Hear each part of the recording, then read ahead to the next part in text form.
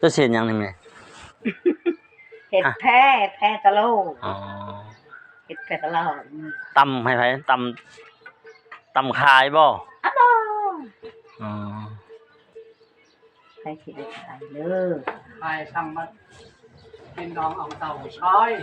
เนาะ ตอนที่น้องนั่นแหละ เขาแพ้บ่ซอยเขาบ่เอาแล้วเขาบ่เอาเงินซอยบ่ เงินแดดแพ้แดดดุ หักมัน แต่ มียิ่งแพ้ ชิ้นแล้วก็เงินเหล้าแก้วหนึง เราอีกแก้วหนึง กำลังมีเหล้ากับเบี้ยซอยเป็นเก็ดก็มีเป็นหลังนะอย่างนั้นเลย มื้อหนึงได้จะคืบไหมไงมื้อหนึงตำได้จะคืบ 11ชิดบ่ กลายแล้ว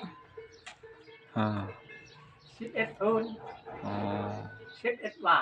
โอ้มันแล้วบ่นี่น่ะ ยังอยู่ ยังมาไปตัดมันให้ยัง อ้าว ฮะ ตัดปะและกบมันนี่มีเห็ดอีหยัง ไปตัดเทื่อเดียวบ่ได้บ่